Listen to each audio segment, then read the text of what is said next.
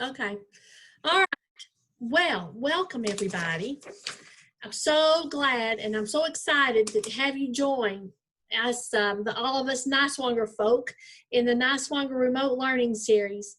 And we hope these sessions will provide some opportunities to extend and refine practices, engage students in remote and or online learning. And we are going to showcase high impact practices, model some strategies, and share resources, and highlight ways to facilitate effective remote learning.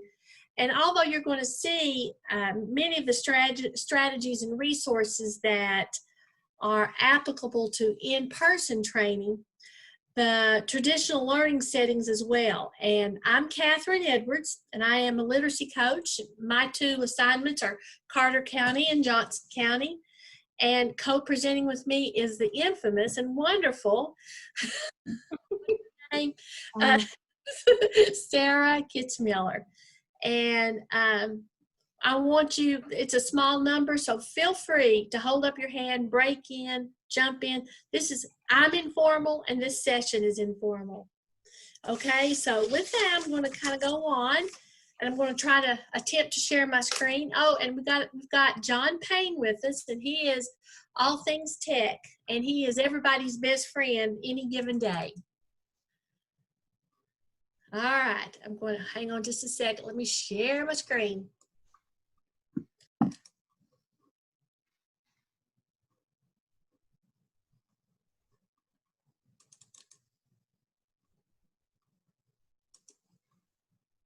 Can you all see that? Yes. All right, good. All right, let me put it in present mode. Now, I'm going to do some shameless plugging all through this, and you'll see a little bit further along. This is part of a series, and we hope you will come back. And also, I invite any of y'all, there'll be a time at the very end where you can fill out just a brief evaluation. And as Sarah and I plan for the next sessions, please, if you've got questions or concerns, the overall arc is checks for understanding, and today it's about feedback. Of course, we've got Zoom. Sarah, will you explain a little bit about Zoom and what we kind of want with that? All right, if you find that you want to make someone who's talking screen be the biggest screen, you can double click on their picture and it will do that. It will place it over here so it says double click the screen to go full screen or escape to go back. And then obviously we have down here our mute and unmute as needed. And based off the number we have here today, I'm sure Catherine would agree that you feel free to unmute yourself and stop with any questions or anything you want us to talk a little bit more about or anything you're wondering about that you're making connections to. And then if Catherine's presenting and you've got a question that comes to your mind, if you feel free to drop it in the chat, I'll be checking that as we go through this session. So without further ado, back to Catherine. All right, and here are our names, and you will be able to get to this presentation. And feel free to share it with colleagues, or if you have to do anything, this is available, and we'll tell you how it's available shortly, okay? And of course, there's our emails. Again, here's the shameless plugging of our further sessions. All the coaches are doing some really great sessions, but Sarah and I have this. Next week we'll be doing checking for understanding through collaboration, and then in September on the 3rd there'll be the digital world, and then in the 22nd that'll be an hour, am I right? An hour-long session, kind of a deep dive of all of checking for understanding. So we're hoping you see a thread throughout these sessions here. So that's so much for my plugging now.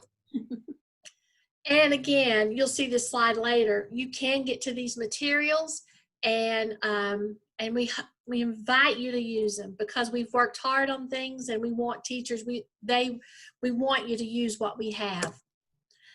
All right, and I just like this slide because this is kind of my thing as a former administrator. And when I saw teachers, I just kept reminding teachers, if you're the only one doing the work, then perhaps you need to look at what's going on. That it's the person doing the work is doing the learning. And I want to see students doing some of the work and pulling the wagon. All right, our objective today will be through guiding questions and discussion, Examples, participants will be able to provide feedback to students that continually drive effective instruction and learning. All right, now, and listen, we're such a small group, and John, I want to hear from you too. I said using chat, but let's just talk. Do any of y'all have a time that you ever received feedback that was really good for you, something that really spurred you on? Sarah, do you have something? Oh, always. Yes, I'll never forget. My Unified 9 teacher just said, honey, you're not made out to be math. You're not made out to be a math teacher. And from that moment on, I knew I was going to grow up and prove that person wrong. And Gwen, as a special ed person, you know very well how important feedback to those students with an IEP. They need all the supports, and a lot of it is just some loving kindness and feedback and support. Sarah gave us a good example of kind of being put down. John, did you ever have any good or bad feedback that you remember in your old age? Well, yeah, in my old age. Well, I can remember when I was working in Kingsport, Dr. Elshai pulled me into his office to thank me for something that I had done for him. So I think that was good feedback. I think that always makes you feel good, especially when you're doing the technology stuff. Makes you feel good about what you're doing and kind of spurs you on to do things. And Catherine, it says that Ms. Cossey sent you a message, so you might want to check your phone or something or email and just see what that would be about. Okay, I didn't even bring my phone in here. I was afraid it would ring, so that's okay. Yeah. All right. Gwen, have you ever seen any of your students in special ed classes get the kind of feedback that you knew that was just tearing them, breaking them up? Well, I have seen that in the inclusion classroom. The regular teacher is not very kind about to that student, and if they're not getting it, you know, they don't encourage them. It's really sad to see that happen, but I have seen that happen many times. Well, you know, we all know what feedback is used for. We know that it tells us where the students are, where they need to be. Of course, it indicates what they understand, and it indicates points of confusion, and you want the students to feel, and adult. When I say students, I'm talking about adults. Okay, if there's some confusion, you want a comfort zone there that they feel okay about asking about it. Of course, good feedback indicates readiness to move on, and then who needs support. And this is only a partial list that Sarah and I, as we were fleshing through this, kind of talked about, you know, what does feedback do for people? And this was even before we got into the science of it, really.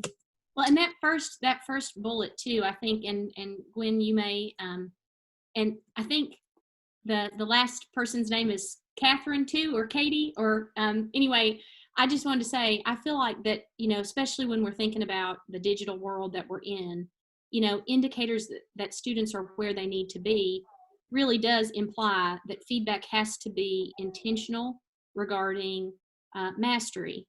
And, you know, we like to give a lot of feedback as teachers. Yep. Sometimes it's more personal than it is academic. And I think now that we're in this digital age, we're going to have to be even more intentional than ever in making sure that we're giving kids critical feedback and spending time giving critical feedback to help them know what they could personally do differently to be masterful. And that kind of clarity can only come from that one-on-one, you know, that one-on-one conversation and taking that time to do that. And if you have 60 kids, I see to 100 kids possibly even, I can see the challenge in that. And that's something we've been kind of thinking about too, as we're doing these sessions. And it just came up in a conversation, you know, about feedback. And I have often thought in the past few weeks, even last spring, you know, I'll be the first to admit that I'm intelligent, but I'm probably got a better work ethic than just built-in natural intelligence.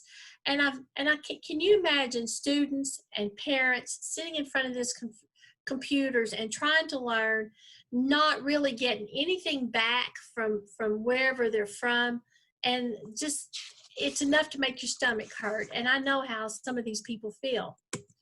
Well, there's research, and Marzano's kind of a man. I really like what he says. Researchers believe that feedback may be the most powerful tool of an effective classroom teacher. And I absolutely believe that. I believe that, and the older, my 40 years as an educator, and that's teacher, administrator, and now coach, you know, I absolutely know that even my body language is giving feedback to the students, and students' feedback is giving it back to me. There's a reason that student feedback is evaluated. It's that important, but it's often misunderstood. And here we have a video, and with God's help, it's all going to work. Here we go. I think this is a great video, and the accent's wonderful also. I like it. Is a powerful way to achieve improvement Can you in hear it? teaching and learning. It is an integral part of every teacher's practice, and when used effectively, can improve student learning by as much as 8 months. As teachers and school leaders, it's essential to understand what evidence-based feedback is if we're to unlock the greatest possible benefits for our students. So, what does the research tell us about feedback in teaching? Feedback is an ongoing process of goal setting, gathering evidence about student learning, and providing instruction that makes clear the next actions to improve performance. Feedback can be given by the teacher, peers, or the student themselves.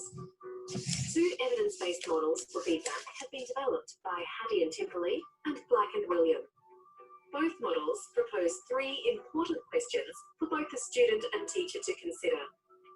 Where is the learner going? Students and teachers need to be clear about the learning goals and what success looks like. Goals need to be appropriately challenging so the students can succeed and grow. Where is the learner right now? Evidence is gathered about the student's knowledge, skills, and performance relative to the learning goals and tasks. How does the learner get there? This involves clarifying the steps the student needs to take to achieve the learning goals. If needed, the teacher adapts or changes the teaching and learning activities to meet the student's needs. Feedback can be directly related to the learning task, which is useful. However, feedback about the processes underlying the task or about how students self-regulate their learning is more powerful. So, what are the benefits of effective feedback? Research indicates that effective feedback can increase student effort and outcomes, lead to more effective learning strategies, and improve student self-regulation. The benefits for teachers are also significant. Effective feedback practices provide evidence about student learning related to learning goals and the curriculum. This helps teachers understand the impact of their teaching and, if needed, where to adapt strategies to better meet the needs of their students. To improve and sustain good feedback practices, it is vital that educators work collaboratively. School leaders can support teachers by prioritising feedback and implementing a whole school approach, providing access to resources and opportunities for professional learning and collaboration. Teachers can develop their feedback practices by communicating clear learning goals, trialling activities that provide evidence of student learning, planning for task, process, and self-regulated feedback, checking that students understand and act on the feedback provided, and working with colleagues to develop and refine feedback practices. Feedback is evidence-based and inexpensive to implement. It offers a powerful approach to enriching teacher practice and significantly enhancing student growth. For resources that will help you improve your feedback practices, visit aitsl.edu.au.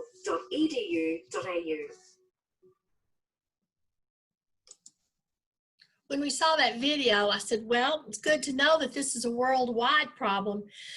I know that a couple of people on here help teachers. I see a coach, and I've got a special ed coach So I know that you help teachers in planning, and you know, you want to make sure that when those teachers are planning, do you include in your plans how you're going to get student feedback, what you expect in their feedback? You know, and you constantly need to be reminding teachers and teachers that feedback is part of lesson planning. And when you work with your team, or if you have a lead teacher, if teachers are lucky enough to have like other colleagues in the same grade level, you know, there should be a conversation about what is the feedback we're going to use, what do we expect to get from our students. And Gwen, I was going to say, Catherine, too, Gwen probably has experience with this, and I don't know if she sees this as frequently as I do. I see it in my own house with my children, but it's a lot of times, and I loved how they broke the feedback down into task related, into the activities, Yep. but also around the process, and between process and self-regulation in terms of seeing kids struggle. I see a lot of times where teachers are expecting this task performance, but have not provided enough process and self-regulation opportunities for kids to engage in, say, reading, for example. Like they'll give them time to read a text. The kids will read the text. I mean, I've seen, you all probably have seen this. They read the text, then they read the question, they go, I don't know the answer. And then middle school kids in particular do the whole, well, it's because I can't, just because I stink at reading. It's because I can't read. And so it just, the activity and the material, just without that interception of the teacher, it just causes them to reinforce their self-understanding, and it's not even the truth. It's a simple fact that good readers read the question and they don't understand the question. They have to go back to the text too. So I like to see that where they were talking about the self-regulated and the process feedback, because we want to talk straight about task feedback, but so much of students' self-concept is through that self-regulated feedback. Good readers are going to get to that question and go, well, I don't know what that question is. I'm going to have to go back and reread. It doesn't mean I'm stupid. It means I just haven't, this is a hard question. This is a hard text, and everybody in the class is having to do that. And I really feel like a lot of our misunderstandings for kids come from the fact that they quit before they even get feedback to know, oh, everybody has to go back and reread. That's just not me. It's not just because I'm stupid. And students have a hard time understanding that they need to go back and reread it. You know, and I can tell you middle school and high school students for sure do. But, you know, when you plan, like I said, just make sure that some of these questions, how will students show me a summary of their learning? What's the goals of the lesson? Did they show you that? How will I get self-evaluations for the learning goals? And how can I reconcile students' feedback with my own evaluations? And that kind of gets into the grading piece, which is kind of a presentation all of its own, I guess. But let me go on and we'll come back. Maybe we can come back to this. There's when we plan, you know, that we know that feedback is continual. It should be like this loop, a continual loop. And I like this quote: tomorrow's strategies should always be informed by what happened today, what went well, what did not, what unexpected but valuable diversions arose. Well, you know, good teachers, experienced teachers know that sometimes a lesson plan is a mere suggestion. And I found out quickly in administration, that's the reason teachers hated for me to see weekly plans, especially the good ones, because they wanted to have the ability to make those detours as the students commented and as they gave feedback. And, you know, I hope all the teachers in planning, that they have these twists and turns in teaching, and they take you in a different direction, because that's some of the best teaching and some of the most valuable time that you have with students. Well, and outside, Catherine and Gwen, you may have heard this, and the other coach may have heard this too. You do hear teachers talking a lot about what they're spending their time doing in this virtual platform. And I do think the energy shift seems to be moving towards providing more feedback to kids than even where we were in the past. We may have had text that we had to go out and find, or planning or grading. But I love that loop picture that you had there, Catherine, because I feel like really that's the thing we want to give teachers feedback on, that you're doing a great job, even if you're, especially if you're sitting in your room watching the day unfold, providing helpful feedback to kids. That's the way your energy is going to shift in this virtual world, because it's going to help with the engagement piece. Right, right. If they know they're going to get responses from their teacher.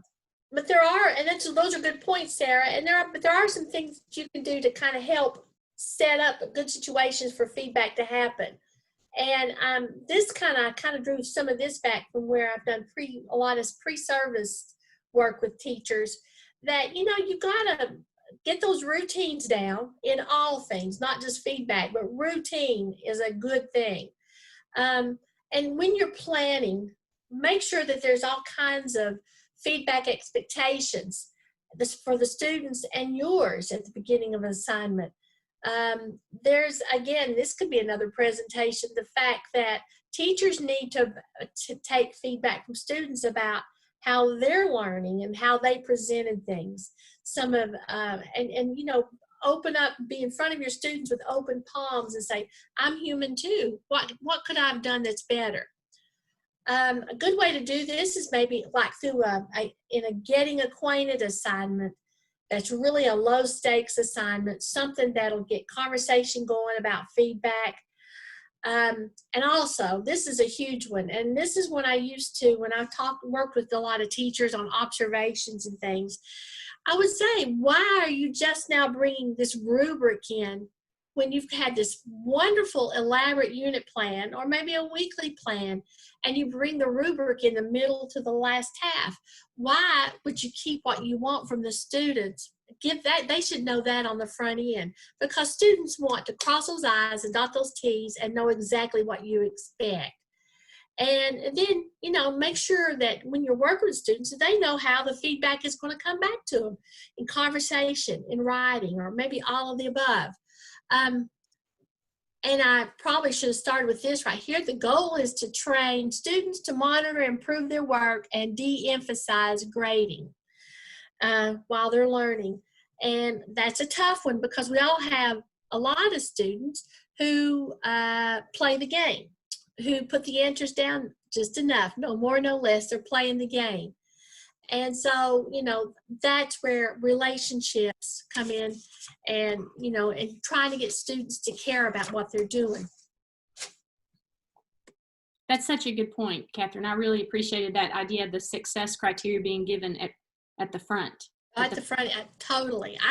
Even as we do things, I want them to tell me what they expect the end to look like at the beginning. Now you're going to see a chart here coming up, and I went ahead and put these questions up because it's going to refer to the 4 guiding questions. And this one's a great one.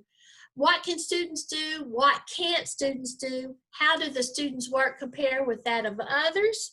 And how can a student do better? I put the link here, so if anybody goes back into the presentation, they'll get this chart that's getting ready to come up. Let me show you this right here. I found this, and this was in a Teach Thought, and I just loved this chart because it's just 20 ways to provide effective feedback. Feel free, if to steal anything, all of you people that work with teachers, this is simple. There's certainly a whole lot more than 20 ways, but this is a good way. Feedback is a teacher's responsibility to make sure it's happening. And it's a teacher's responsibility to provide feedback in such a way that the students do not feel defeated. We talked about that at the beginning.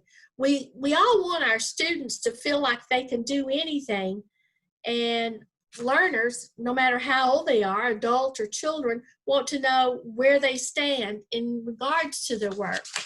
So on this chart right here, let me get back over here. Feedback should be educative in nature. You don't want it to be judgmental. You want it to be relating to the topic. It should be given in a timely manner. How many of us in college classes and graduate classes, even doctoral classes, we worked our tail ends on something, and we may or may not get any kind of feedback about it. I hated it, so I'm sure other students do. Feedback should reference a skill or specific knowledge. Sometimes, especially new teachers, tend to make it just too big. And it's like when I work with ELA teachers and things, I tell them, tell the students that you are specifically looking for fill in the blank. Don't, they're not going to hash out this perfect paper, or they're not going to understand this story or this poem or whatever. All things. What are you specifically looking for? And build on that, scaffold on that. It can be given verbally or non-verbally. I love this one because I'm kind of a touchy-feely person anyway, and I realize as an older educator, especially, and I loved my special ed kids. I loved them, and they loved me because I didn't mind walking by them and giving them a pat on the shoulder, or or a nudge or something like that. I could do that. Maybe younger teachers can't, but I do think that social emotional relationships do play a big part in giving positive feedback. I also used to, and I believe this, and this goes back to feedback.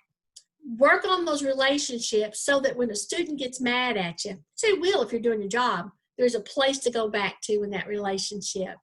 So there are nonverbal cues that are a very important piece of feedback. Alternate due dates for your students' classes.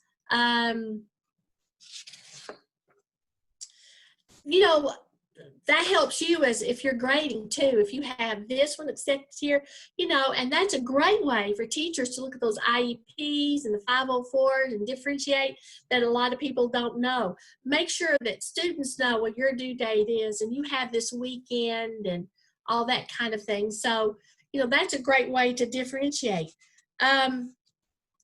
Notebook, well, we all have our ways to keep up with track students' progress. The 4 questions, that's what I went back to a minute ago. If you use this chart, jot down what those 4 questions are. They are good probing questions. And host a one-on-one conference. Well, that can be in your office, and now we know that can be virtually. I'm seeing my 3rd grade granddaughter have time on, she didn't get a lot of time because she's a good student, but her teacher literally sometimes at least twice a week has met just with her to tell her what was working and what was not working. And I know for a fact that has just encouraged Lily, and she has become a better learner. She wants, she's a 3rd grader. That has made her want to please her teacher until she's old enough to figure out why she's learning, and it's to take care of herself. Ask another adult to give feedback. I'm all about, I'm an open book. If I don't know something, I'll say, let me call my friend Sarah, or I'll ask John. I'm a firm believer. I'm not going to try to, if I don't know, I don't know. And I think even in feedback, even if it's grading a paper, the math is maybe a little more black and white, but if the topic is a social studies topic, and there's some writing, there's nothing wrong with you going to a colleague and saying, I need some feedback on what this student is saying. Never be afraid of that. In fact, I think as teachers, we need to do more of that. You will, of course, have the student take notes. When you're talking to them, say, now I want you to write down what I tell you. I know how important note-taking is to me. Sarah and I, we're the journaling queens. But, let's get the students in that habit too. Post-it notes, we all know the magic of that. And we also know, and which will come up in later sessions with the Jamboard and stuff, some wonderful ideas for using electronic post-it notes. I noticed that is a very good way to give both positive and some feedback that needs to be worked on. An I noticed statement, huge. You may be ready to model or provide an example. Again, as administrator, I never told a teacher what to do unless I could specifically tell them, something, a suggestion that I knew would work. I just didn't say that wasn't good. If I said something wasn't good, you better know that there was going to be a follow-up, and I was going to give you an example about it. Well, the students are the same way. And then that little uncomfortable place, have the students give you some feedback. Maybe, have you ever had a teacher that talked too loud? Have you ever had a teacher you couldn't hear? Maybe we didn't know that seating needed to be moved. Maybe we didn't know a student couldn't see. Maybe we didn't know that these two kids sitting beside each other, their parents were hated each other. Allow your students to give you feedback so that you can adjust, whether it be the whole culture of the classroom. It's bigger than just the subject. Be open to that. Maybe you're shouting at them and you didn't know it. Maybe you're talking too fast. We've all been there. We've all done that. Sarah, I want you to spend, because you found this piece and it is wonderful, the dreaded observations and evaluations. Here we go. This is the practical stuff. Well, and there is a link in the materials to the full rubric for the NIET virtual. And knowing that we are, just to try to stay true to time, knowing that we're about 3 minutes over our time, I just wanted to say that this is something that you will find familiar, in that this box is still the same as it is on the regular 10 ready, like the 10 ready rubric. And it's the team model rubric. It's the exemplary indicators. There's nothing new here. It's the same thing that we're used to seeing. But they have gone into the virtual strategies and the asynchronous strategies. And Catherine, I'm going to let you move on into your the reflecting questions, because as we're getting close to the end and we're a little over time, I thought that way people could reflect. And if you have questions about this, I can show you in the materials more, and we can look a little Okay. through those. And we'll be glad to go back to any slides if there's any questions. All right. Now, reflecting on my practice. What questions do I have about providing feedback? Again, if there's some area that Sarah and I did not cover today, I would love to have your feedback. I invite it, and be critical, because we're planning other sessions on checking for understanding, and we will certainly, any questions that come up in this session are certainly relevant. So what is the purpose of feedback? Do you have your own passion? Do you have your own thought and philosophy on that? What kind of feedback strategies do I provide my students? Well, research says that good teachers have some kind of feedback opportunity every 15 minutes. Sarah and I both agree that the really good teachers do it more often, more like every 7 or 8 minutes. That, you need to see that feedback. Again, as an administrator, I used to tally those times I saw feedback, because I felt like that was the only way the teacher could gauge what was going on. And what makes feedback useful to my students? Am I giving quality feedback? I think if you can go back in this presentation and look at some of those guiding questions, that the strategies are there. It is easy to Google and find all kinds of feedback strategies, but do you know why you're doing it? And are you doing it in an effective way? Okay? And again, you can get back to our materials on this site. They've created a beautiful site where this stuff's going to be. I even put my rose-colored glasses on because this is going to be a YouTube presentation. I'm a YouTube star. Not. And there is a survey. So give me feedback. Please give me feedback. And then there's a disclaimer. And then, John, are you dropping the link in for me? Yes, it's there now.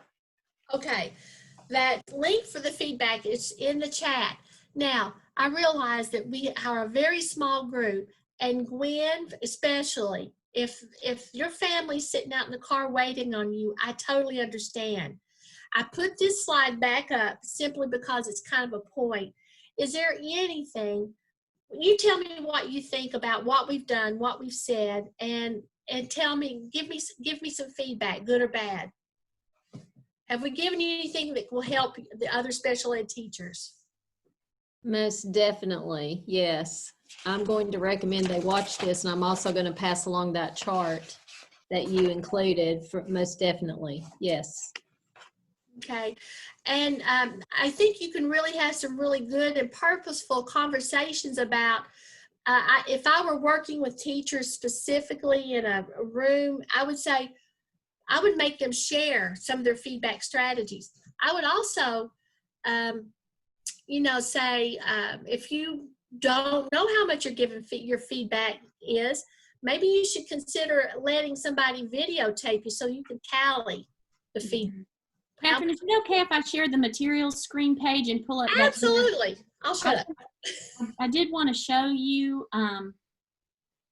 the materials list for if teachers were asking, and again, I don't know how districts are moving forward with this, but this is the full, especially if you're thinking about just best practices, if you're trying to give people practices to support kids.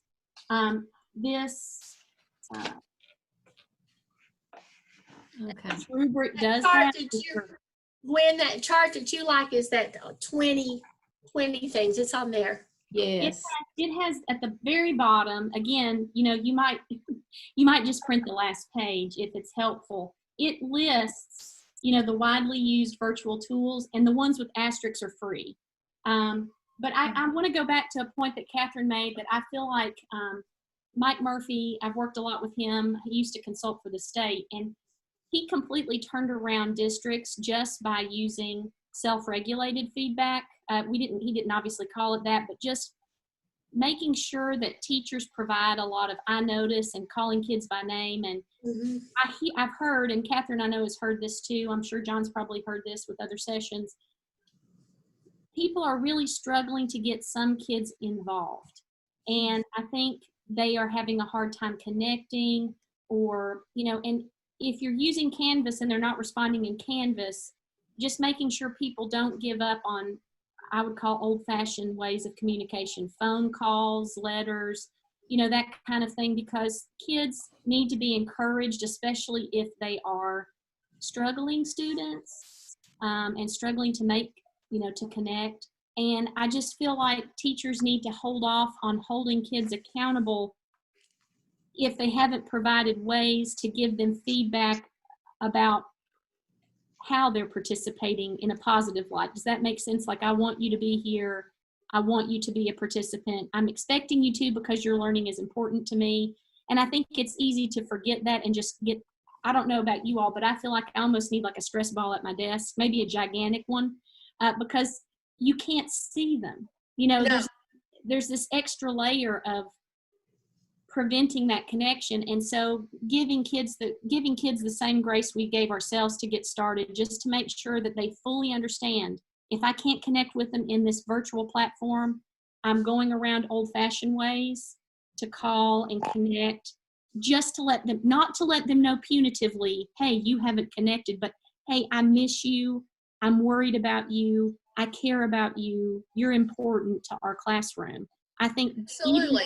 Even in middle school, I think that kind of feedback really will pay off. I call it a return on investment. I'm not a banker, trust me, but I call that an ROI, my return on my time investment. That investment is going to pay off behaviorally in whatever platform. And maybe that child can only make phone calls, and you would know that, and that way you could even have them, call them during the time and put this on speakerphone. I don't know if you've heard people express concern, but those that have started back virtually, that's one of the biggest issues that I've seen is we go straight into this punitive thing with kids in 6th and 7th grade, and it just pushes them even farther away rather than really communicating clearly before anything. We want you here, you're important, you have value. And I think it's teachers' responsibility to set up the feedback. And what you're talking about is feedback, but it's a teacher's responsibility. A good teacher is going to make some things happen. I firmly believe that. Well, and I keep forgetting too, we've been out of school since March. I know. We've missed so much school. And so they're already, in some sense, a lot of kids come to school and experience a lot of scrutiny over their behavior. And I think a lot of them feel anxiety about that being worse. And part of it makes it easier for them to unplug. And so I think they need a lot of encouragement to overcome that fear and anxiety. to be able to plug back in. So that's the one thing I'm wondering about. I wonder if people that have said, oh, we're really having a hard time with getting kids on the platform, I wonder if they've really, worked all the other avenues outside the virtual platform. I also think that, you remember what we heard yesterday in that presentation, Christy, that because of the time missed last spring, even the good students, the students that don't have to have supports like some of the other students, are coming back with at least a 30% deficit. That's substantial. Gwen, that's substantial. Your numbers are probably higher because, I don't know how much. Did you feel like that the special ed kids connected a lot last spring? No. we haven't seen a lot of our kids just yet. We're still working towards seeing them this week, and then they're going virtual. I mean, they have lost so much. Yeah, but this presenter yesterday was talking about, average to good students, 30%. That's a lot. Wow. So, does anybody have any questions? Because I don't want anybody to feel like they have to sit and stare at us, even though I do like my rose-colored glasses. I like them too. They're really nice. It may even make John look good. Hey, Gwen, you tell Shauna that I said hello, and I will. She's still on here or not, but she might have. Johnson County, sometimes we've had some connecting issues, but please feel free to use any of this, and I hope that you will come back next week and the week after, and you feel free to use any of our materials, and you all know how to reach me if you need anything. So.